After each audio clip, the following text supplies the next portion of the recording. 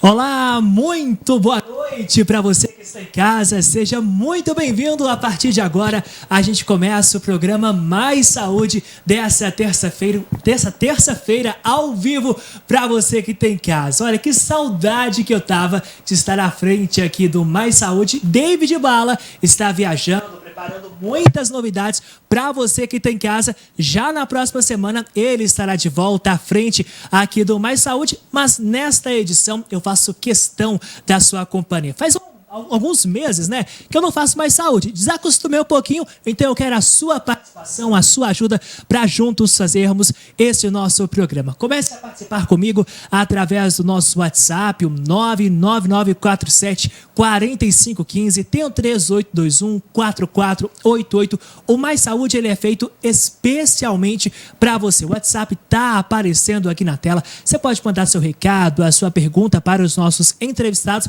Pode ficar à vontade, que o programa é feito para você. Além disso, de acompanhar a gente pela televisão, você assiste o Mais Saúde através da internet, lá no Facebook, @NTV Patos de Minas, e também pelo site ntv.tv.br.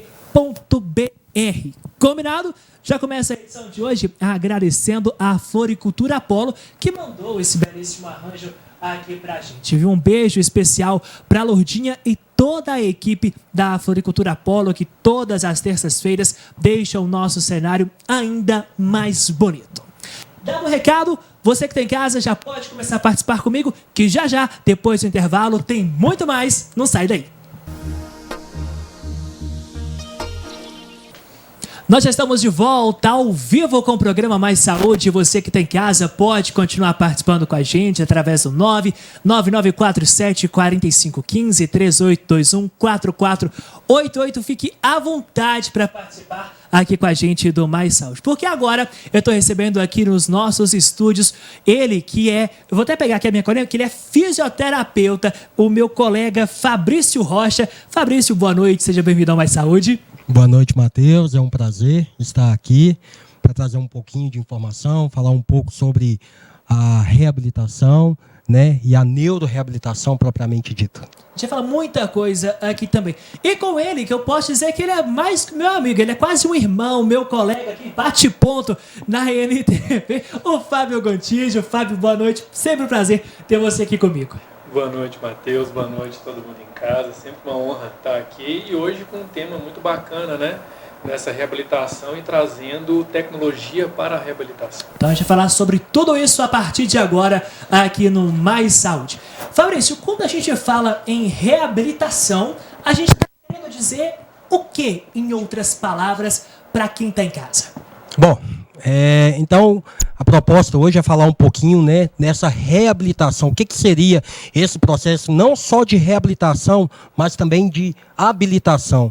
Então, a partir do momento que nós verificamos, né, essa grande necessidade diante as afecções do sistema nervoso central, o setor, né, de fisioterapia propriamente dito, juntamente com outras áreas tão específicas, vem modernizando e a cada vez mais trazemos, não só para Patos de Minas, mas no mercado como um todo, tudo aquilo que nós temos de melhor nesse processo de reabilitação e reabilitação. Ou seja, ensinar novamente aquilo que uma pessoa tinha e perdeu, ou até mesmo aquilo que ela não tinha e nós vamos mostrar e ensinar voltada para esse processo de aprendizagem.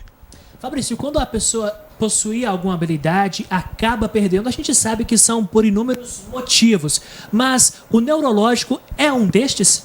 Isso. Na verdade, quem comanda o nosso corpo, né, é o sistema nervoso central, e a partir do momento que tem alguma afecção, ou seja, alguma coisa que pode acometer as estruturas voltadas para o sistema nervoso, né, nós verificamos perdas, seja ela motoras, sensitivas ou motoras e sensitivas, propriamente dito. Então, diante disso, entramos num processo de habilitação e reabilitação, ou seja, aquelas estruturas que foram afetadas, que pode ser 1, 2, 3, né, M, corpo, como um todo, né, ele vai fazer o seguinte: nós vamos trabalhar esse processo, né, de ensinar novamente aquilo que foi acometido. E talvez, me corrija por favor se eu estiver errado, uma das formas aí de contribuir é a tecnologia. Não é mesmo, Fábio? Justamente, Matheus.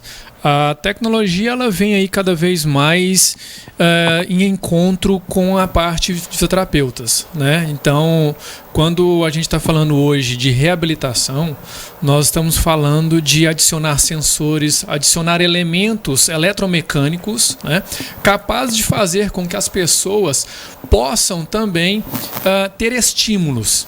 Esses estímulos, claro, trabalhados de maneira correta, é que faz, juntamente com o fisioterapeuta, ele consegue com que o paciente consiga ter uma certa melhora, o que nós chamamos de reabilitação, né? Isso, claro, que vai depender do tipo de tratamento que está sendo realizado, para quem é destinado, né? Então tem toda uma gama de fatores ali que os equipamentos eletromecânicos, eletrônicos podem estar ou não alocados no paciente.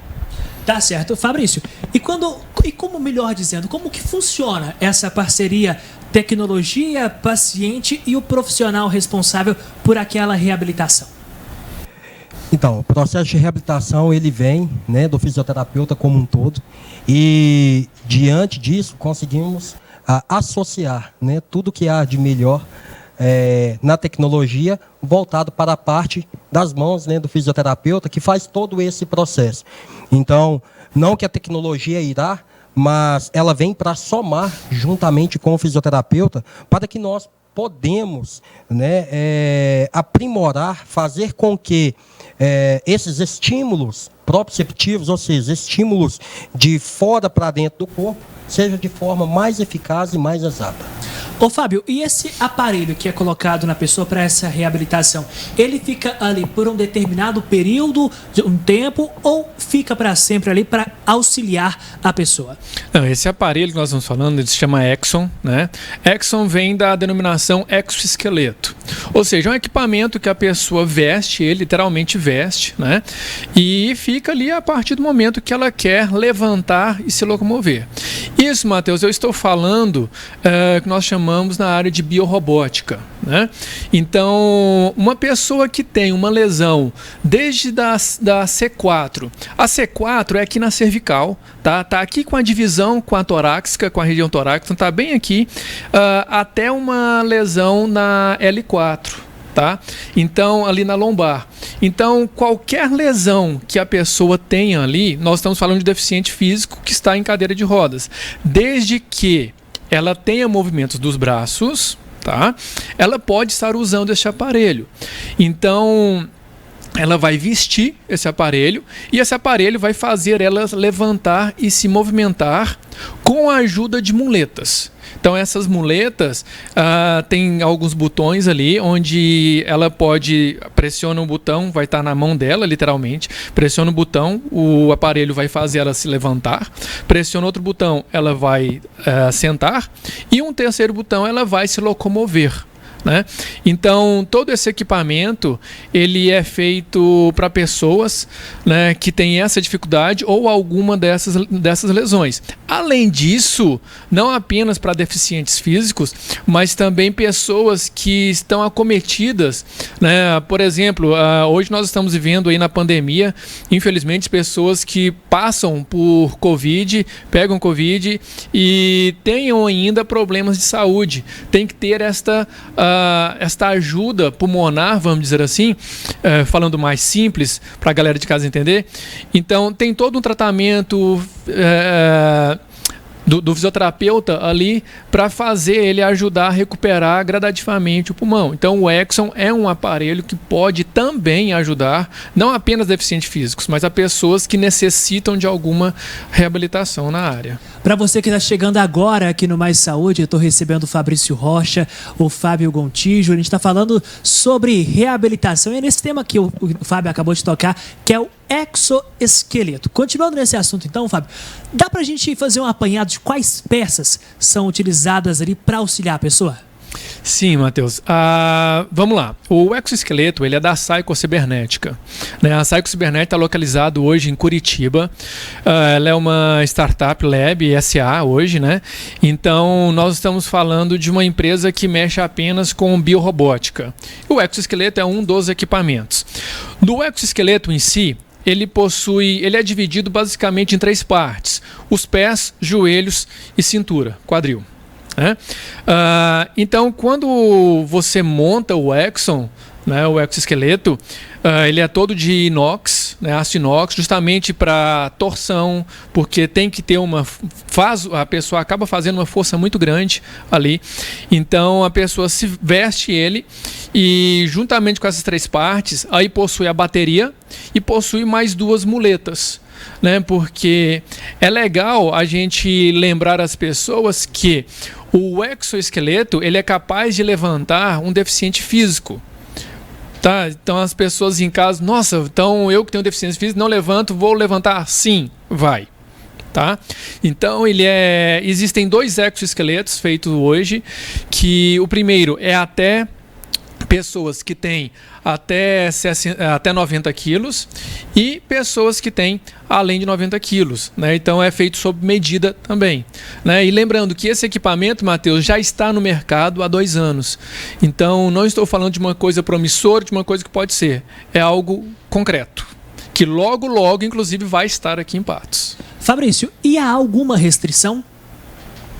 Bom, o que acontece? Na verdade, quando o Fábio fala, né, da deficiência como um todo, nós preconizamos as alterações específicas, nos casos de plegia ou paresia. Plegia quando submete-se a uma perda total e uma paresia, uma perda parcial. Porém, quando se há uma lesão, propriamente dito, nos quais se tem um controle parcial de membros superiores, né, nós conseguimos sim, como o Fábio falou, conseguimos sim fazer a sustentação desse paciente na postura de pé e, posteriormente, desenvolver o processo de deambulação, ou seja, o processo de marcha. Tá certo, então continue aqui comigo, que a gente faz mais uma pausa rapidinha aqui no nosso Mais Saúde. E já, antes de ir para o intervalo, deixa eu mandar um abraço para a dona Amélia, ela que mora lá no bairro Sebastião Amorim, e também para a Angélica. Um beijo para vocês e eu volto já depois do intervalo. Já estamos de volta ao vivo com o programa Mais Saúde. Você que está em casa pode continuar participando com a gente. 99947-4515, 3821-4488. Mais Saúde é feito especialmente para você participar, mandar as suas dúvidas. Enfim, é o seu consultório ao vivo com os nossos entrevistados. Estou recebendo aqui hoje o Fabrício Rocha e também o Fábio Gontijo. E Fábio, eu passei o nosso primeiro bloco ali de bate-papo prestando muita atenção nesse equipamento que está aí na sua mão. O que é isso, Fábio? Então, Matheus, isso daqui é outro produto da Cycle Cibernética que se chama MyoHand, né? A MyoHand, ela é uma mão robótica. O que acontece? Pessoas que têm a amputação, o mais comum hoje de falar de amputação é a amputação transradial, no meio do braço. Sim, tá? sim. Então, quando alguém tem esse tipo de amputação, ao vir colocar essa MyoHand, o que acontece? O médico, junto com o fisioterapeuta, todo o equipamento da Cycle, é muito bom frisar isso, todo o equipamento da Cycle, elas passa por um fisioterapeuta. E aqui em Patos, o nosso fisioterapeuta é o Fabrício, né, lá na clínica dele. Então, o que acontece? Quando tem uma amputação, o médico faz o negativo do coto do braço ali, instala os sensores, né? E através de sensoriamento a mão pode se mover, né? Então aqui a gente tem a mão, ela vai abrir e vai fechar, né? Só que tudo isso por sensores, tá? Que aí se torna uma mão biorrobótica. Ô Fabrício, e como é pra gente explicar para quem tem em casa como é que funcionam esses comandos aí do corpo humano para esse equipamento para que possa funcionar? Pensa, Matheus, que inovação.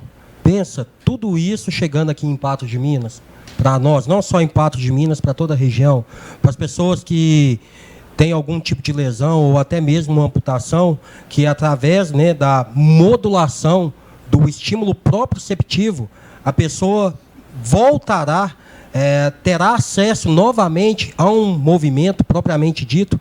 Claro que, né, diante as possibilidades, mas tudo isso é muito inovador. E tudo isso está chegando ao mercado, na nossa região, para posteriormente nós ofertarmos tudo isso aqui para a nossa região. E qual que é a faixa etária de recomendação? Tem aí, por exemplo, criança usa um modelo, adolescente outro, ou é um único padrão para todo mundo? A forma de funcionar, acredito que seja a mesma para todos. Não tem uma faixa etária necessariamente mínima, Matheus. A questão é, quando alguém adquire a maior hand ou até mesmo o exoesqueleto, é necessário passar primeiro por uma avaliação médica, segundo, o treinamento com um fisioterapeuta. Né? Então nós produzimos, lembrando que toda essa produção da Cycle, ela está mediante todos os processos legais de saúde, tá? Direitos e tudo mais, tá tudo legal, tudo bonitinho ali. E só que tem que ter um treinamento. Então não é simplesmente, entre aspas, a pessoa colocar uma mão biorrobótica no braço e mover. Não, ela necessita de um treinamento. A grande vantagem é que existem outras mãos biorrobóticas no mercado que são muito mais caras, e essa parte de treinamento ela é muito demorada. Da Cycle, ela é um período de curto muito menor. Nós estamos falando aí cerca de 20 minutos, ela já está apta a tanto agarrar um microfone quanto pegar um copo de plástico com água sem ele cair ou amassar. E como é que funciona esse treinamento, Fabrício? Na verdade, diante do processo de avaliação, nós vamos avaliar e posteriormente, né, vamos conectá-la e adequá-la ao paciente, propriamente dito, e posteriormente fazer esse treinamento funcional. E é igual o Fábio falou, num processo aí de 20 a 30 minutos, a pessoa já consegue, né, ter uma aptidão para favorecer o movimento ali. Desde pegar um copo, né, que é um movimento fino, desde movimentos mais grosseiros. Certo? Mas tudo precisa, né, de uma avaliação adequada e correta e, posteriormente, um treinamento para que essa pessoa esteja apta a estar utilizando a maior hand. Fábio, vamos mostrar para quem está em casa como esse material como um todo, que a gente tem aí essa parte, e embaixo também tem esses fios que são todos colocados ali para que os impulsos, os comandos possam ser compartilhados. Justamente, Matheus. Aqui é o seguinte, eu trouxe a tela desmontada, né, um pouquinho para o pessoal de casa ver. O que acontece? Aqui atrás nós temos uma placa, né, essa placa é o controle central de toda a mão. Uma bateria, onde a mão se move, né, dura várias horas, e os sensores. Né? Então, esses dois sensores aqui, na minha mão, esses dois sensores aqui, eles são colocados no local da amputação. Então vem um sensor aqui no meu braço, né, e outro sensor aqui embaixo. Então esses dois sensores, através do meu movimento quando está amputado, é que vai fazer literalmente essa mão aqui se mover, fechar ou abrir. E isso também dá intensidade. E a bateria, quanto tempo? São quantas horas de duração? Como é que recarrega? A bateria é recarregável normal, tirou, carregou, é simples. Tem um plug, na verdade, do lado de fora, né, do positivo ali do braço, que é feito, né, pelo médico, juntamente com o terapeuta. E vai depender muito da usabilidade, mas em torno de 6, 8 horas. Tá certo, então. Ô Fabrício, e isso é algo distante? Hoje a gente vê aqui, mas fala, poxa vida, vai demorar estar por aqui, vai demorar termos, ou já é algo muito presente, já disponível e provável de acontecer o quanto antes para muitas pessoas? Bom, duas notícias maravilhosas. Uma, que é a acessibilidade, né, com relação a pessoa em adquirir o produto como um todo. Está disponível na clínica de fisioterapia Viveral Passo. E, posteriormente, também a facilidade com que a pessoa tem para que nós façamos esse treinamento e ela consiga desenvolver todo o movimento, né, com a mão. Então, são cerca de 20 minutos, Fábio, como você é dizendo,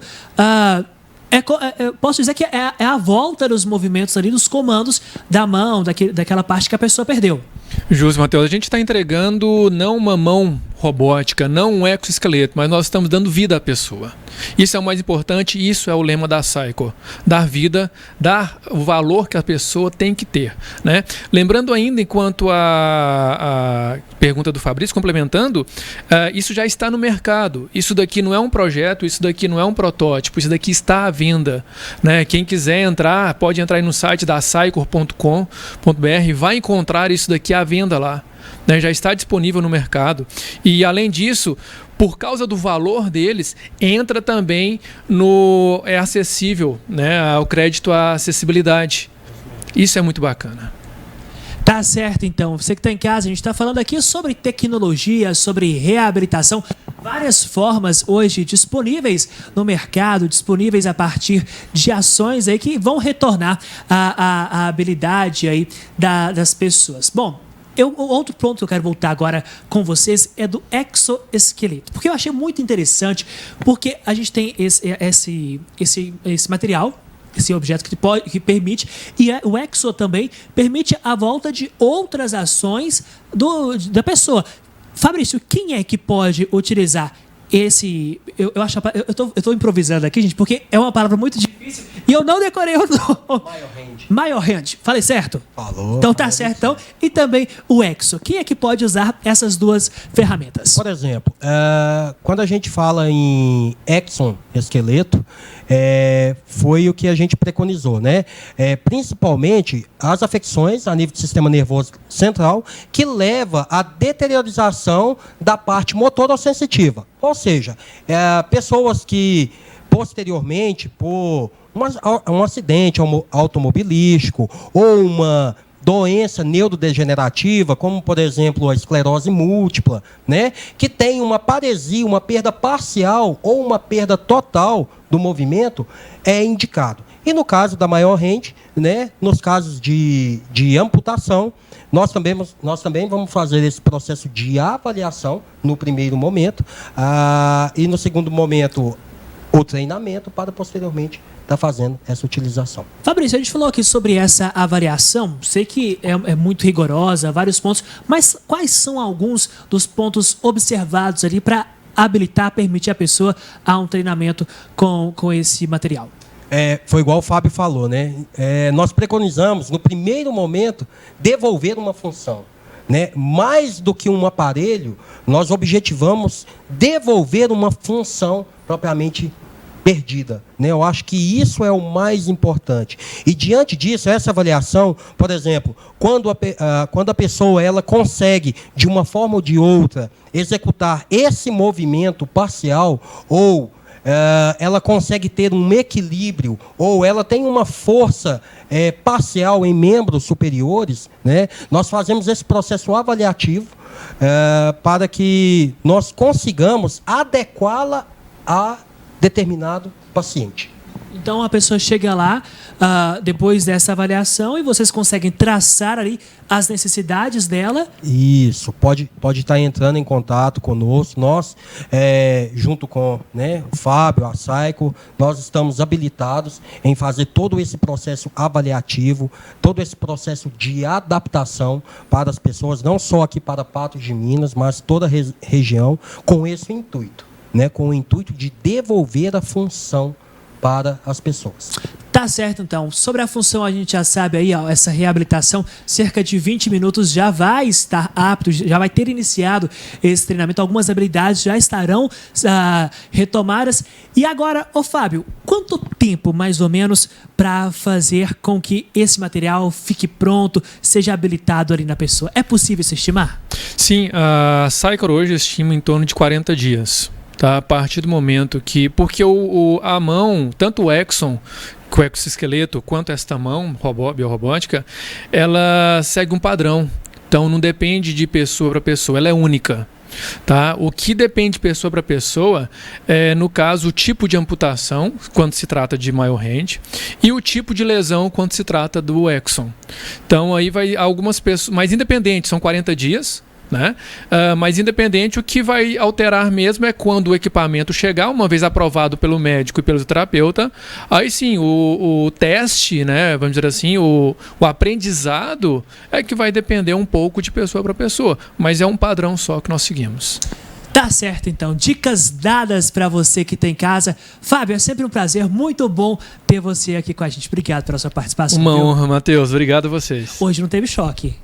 Mas você me aguarde nos bastidores que eu vou me acertar com você daqui a pouco, beleza, viu? Fabrício, obrigado, viu? Volte sempre aqui ao Mais Saúde. Eu que agradeço, Matheus. É um prazer sempre estar aqui. Tá certo, gente. Muito obrigado. E olha só, a gente faz uma pausa rapidinha aqui no Mais Saúde e já, depois do intervalo, tem muito mais. Já estamos de volta ao vivo com o programa Mais Saúde. Você que está em casa, continue participando com a gente através do 99947-4515, 3821-4488, através da internet, @NTV Patos de Minas. Tem o site também, ntv.tv.br. A sua participação é de extrema importância aqui para o nosso programa. Tá combinado? Minha gente, agora é o seguinte. Nos últimos dias, nos últimos meses, nós temos acompanhado de perto a situação da Covid-19. Muito se fala, esse é o momento de flexibilizar algumas ações. Já outras pessoas falam, não, esse não é o momento. A realidade é que em vários pontos de todo o mundo, a situação e o comportamento da Covid-19 tem sido uma. Em alguns lugares, a situação, se é assim que eu posso dizer, está mais tranquila do que antes.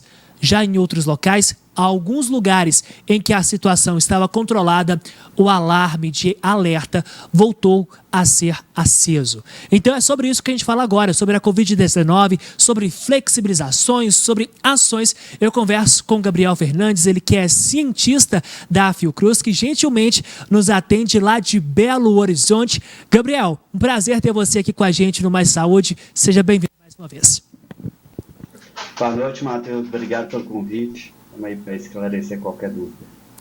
Gabriel, já vou começar com uma situação aqui de Patos de Minas, porque na última semana o prefeito Luiz Eduardo Falcão disse que nesta semana deve sair um decreto onde irá flexibilizar o uso de máscaras em locais abertos. Esse fato é, hoje nós estamos ao vivo aqui, terça-feira, esse decreto até este momento, na terça-feira, não saiu. Até então, em locais abertos está proibido. Mas, Gabriel, caso isso aconteça, haja essa flexibilização, a gente pode concordar em retirarmos a máscara em locais abertos ou ainda não? Pois é, eu acredito muito que essa questão de tirar a máscara, ela é mais uma questão de educação das pessoas do que um decreto de um governo, né? Então, a gente sabe a importância da máscara hoje, a gente tem estudos que mostram que a máscara é eficaz em evitar a transmissão, a contaminação. A gente sabe a maneira correta de se usar uma máscara, mas eu acho que muito da população não sabe quais são os momentos de risco, né? Porque é claro que quando a gente está andando em um lugar ao ar livre, considerando que a gente tem uma incidência baixa da doença em um determinado local, né? Aí em Patos, por exemplo, a gente está com poucos casos. Então, se a pessoa está andando ao ar livre, sozinha, sem aglomeração em volta, não tem problema ela tirar a máscara. Porém, se ela transita por algum lugar que tem mais pessoas e uma aglomeração maior, esse risco aumenta. E o problema grande é que as pessoas não foram educadas a identificar essa situação de risco. As pessoas veem a máscara como uma coisa binária, ou você usa ou você não usa.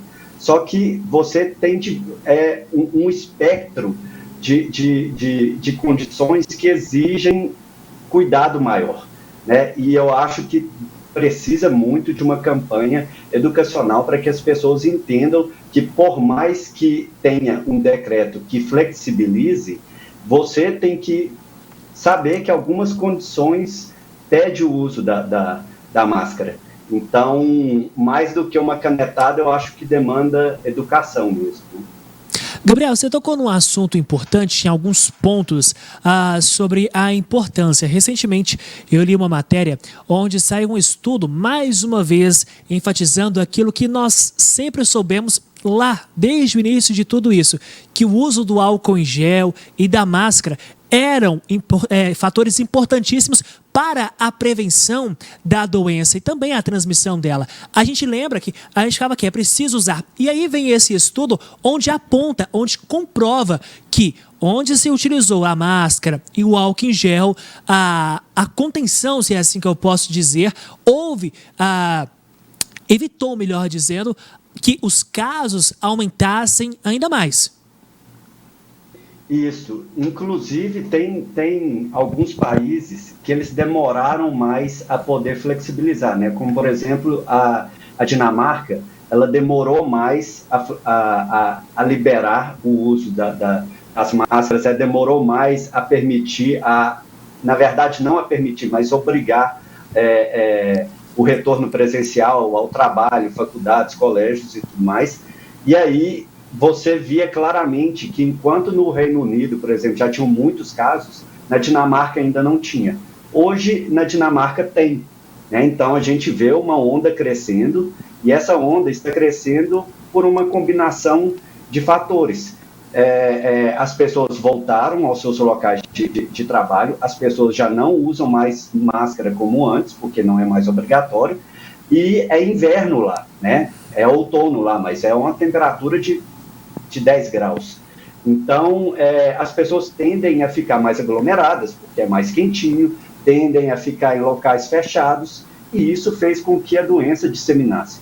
Então, ou seja, considerando que a gente aboliu esses fatores, porque no momento em que foi abolido, a gente estava com a temperatura mais agradável, as pessoas circulavam mais ao ar livre, aboliu isso e permitiu que essa nova onda chegasse na Europa, né? Então a gente tem que medir muito bem essa flexibilização junto com outras condições, inclusive condições ambientais e de interação interindivíduos, né?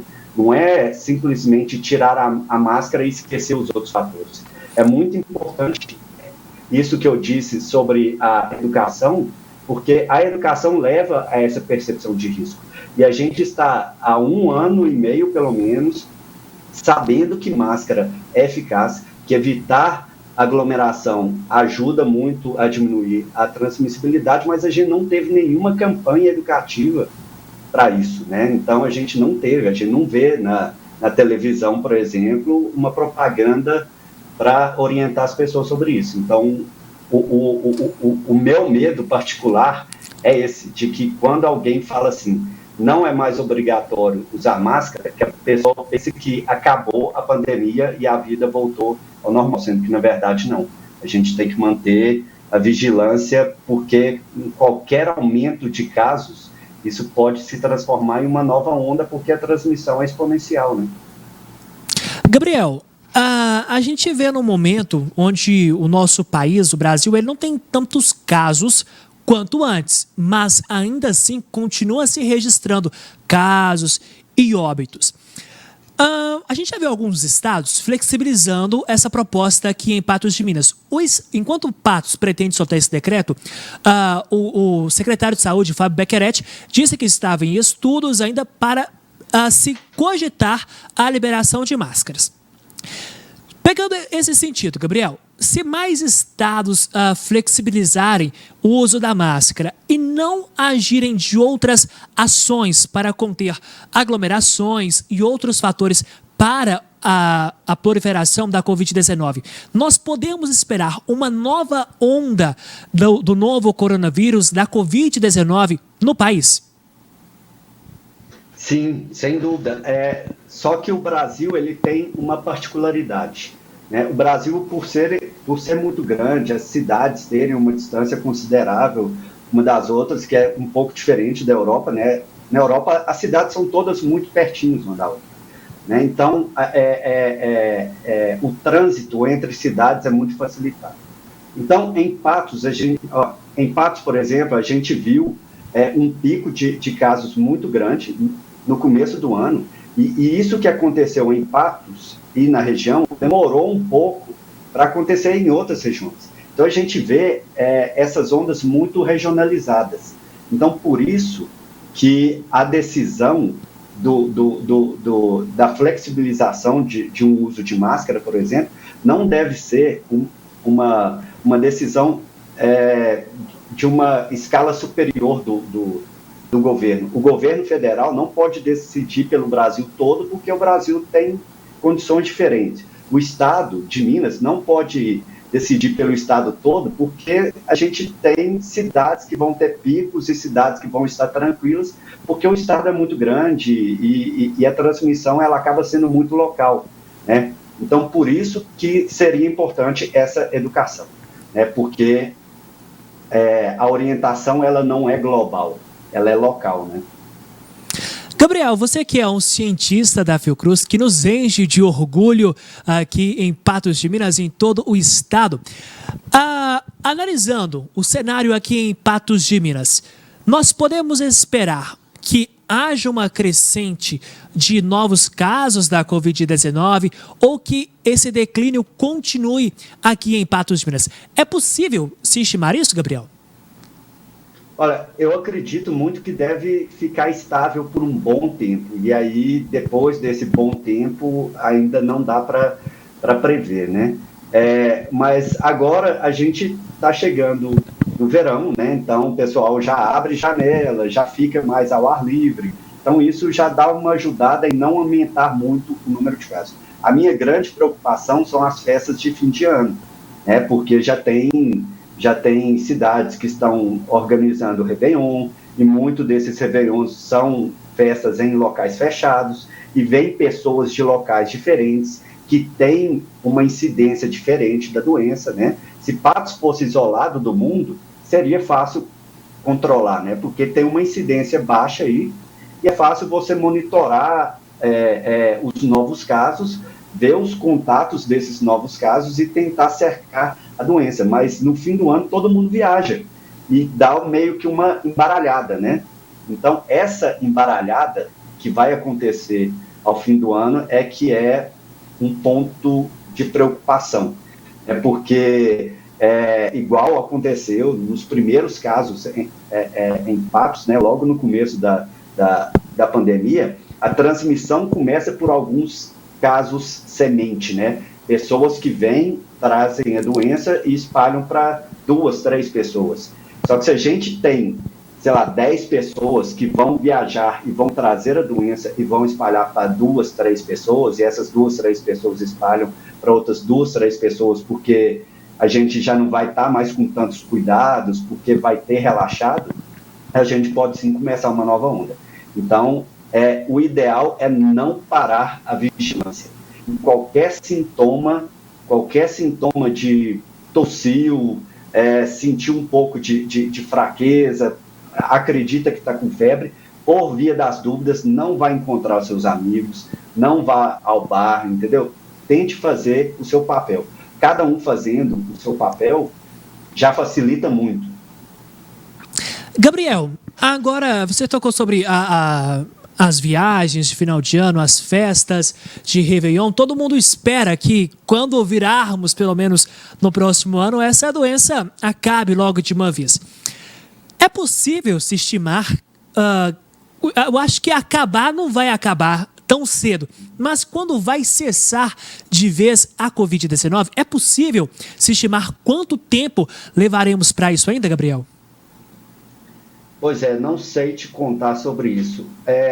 A gente tendo como experiência outras doenças infecto-contagiosas que tiveram surtos, né, nem chegaram a ser pandemia, mas, por exemplo, a gente teve um surto de H1N1 em 2009. Então, teve um surto, logo em seguida já começou uma campanha de vacinação, mas a H1N1 ela continua circulando e ela continua matando, né? Então, ela mata cerca de, se eu não me engano, algumas poucas centenas de pessoas todo ano no Brasil, mas continua matando, né? Então, a gente não preocupa mais com isso, mas deveria ser uma preocupação. A gente a gente tendeu, inclusive, a vida inteira, a negligenciar os nossos sintomas, né? Então, quando a gente gripa, a gente vai trabalhar no outro dia e fala assim, gente, eu estou gripado. E continua lá e com a possibilidade de infectar outras pessoas. Eu acredito que depois dessa pandemia, a gente vai mudar um pouco isso. Inclusive, as pessoas e a legislação e os empregadores, eles vão ter que ser um pouco mais flexíveis quanto a isso, porque qualquer sintoma de qualquer doença infecto-contagiosa, a orientação deve ser que aquela pessoa se isole, né? Então, se você pensa em um ambiente de trabalho, se uma pessoa vai para lá numa segunda-feira com uma gripe H1N1 ou com um coronavírus, por mais que daqui a um tempo ele não vai matar mais com tanta frequência, ele pode transmitir, né? Então, a pessoa vai numa segunda-feira, aí na quarta-feira,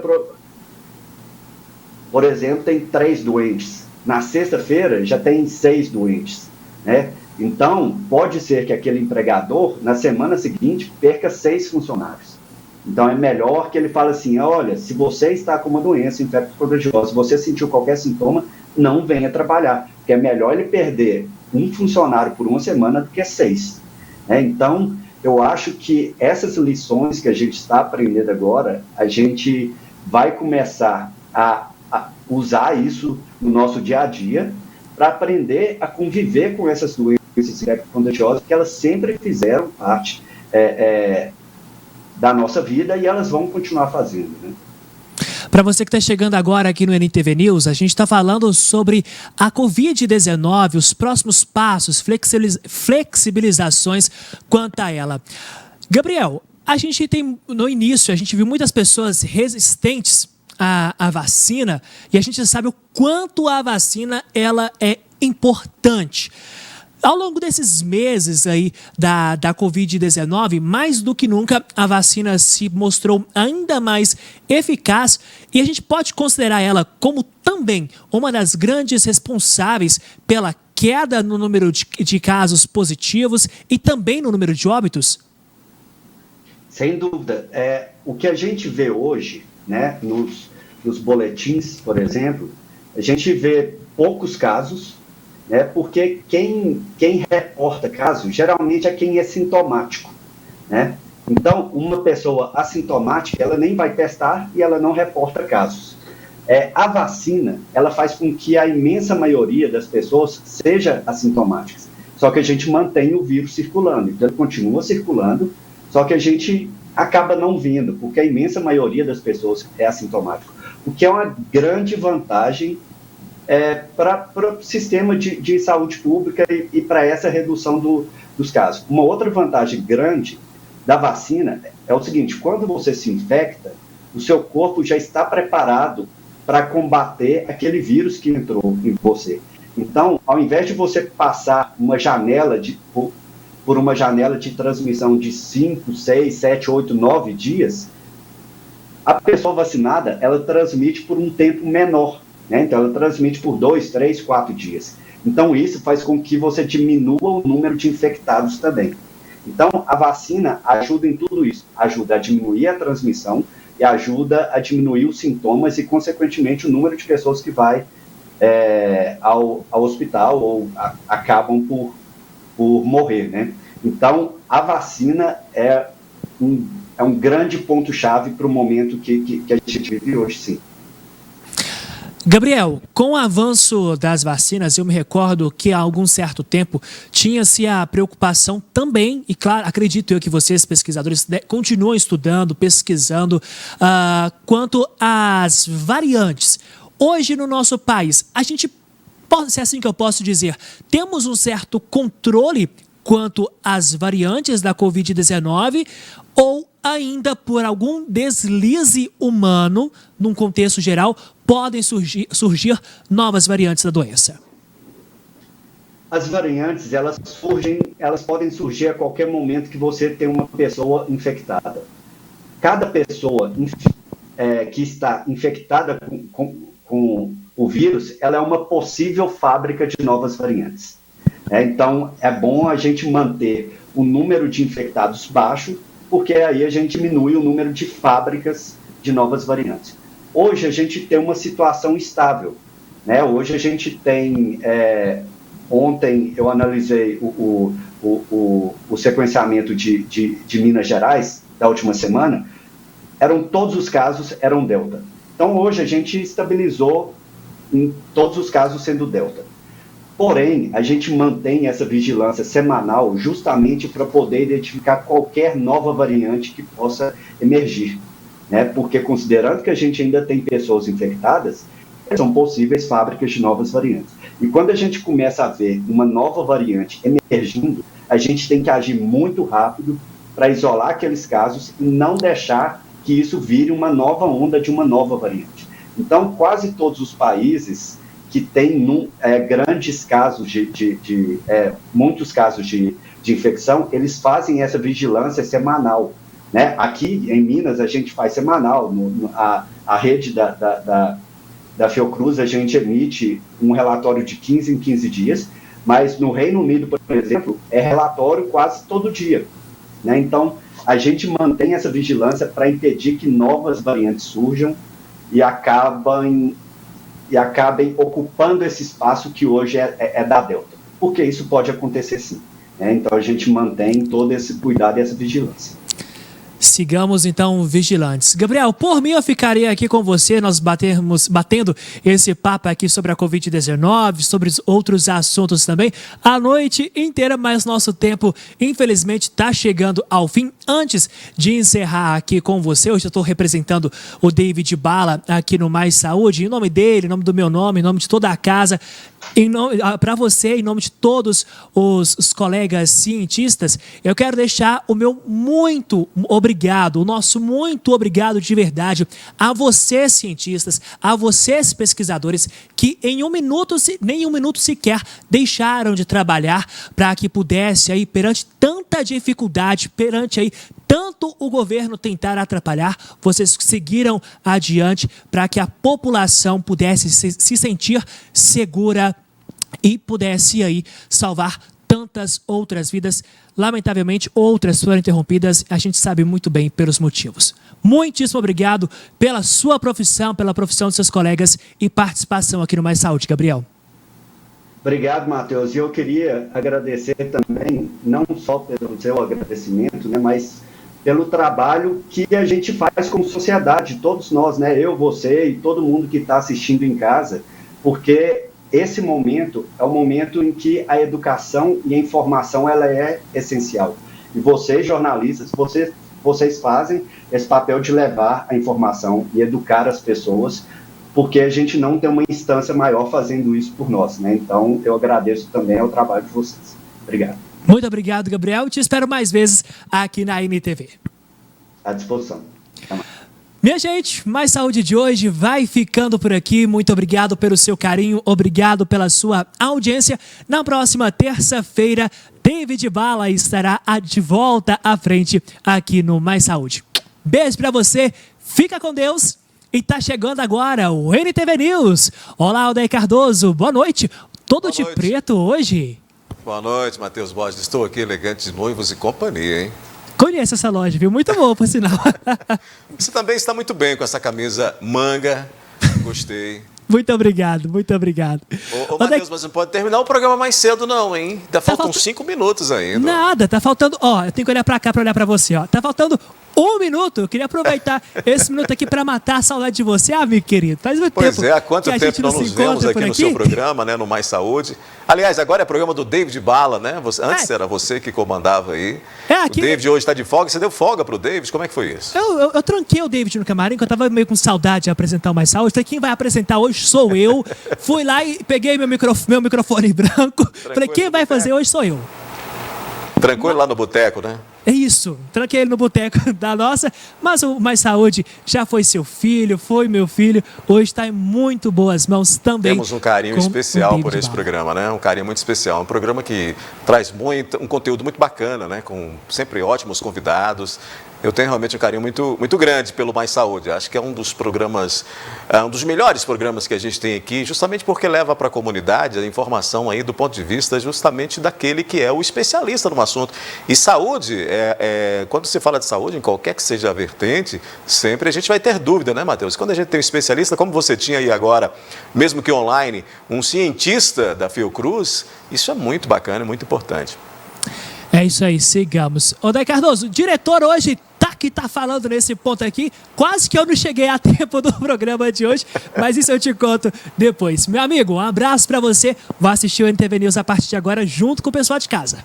Abraço, amigo Matheus. Boa noite para você de casa.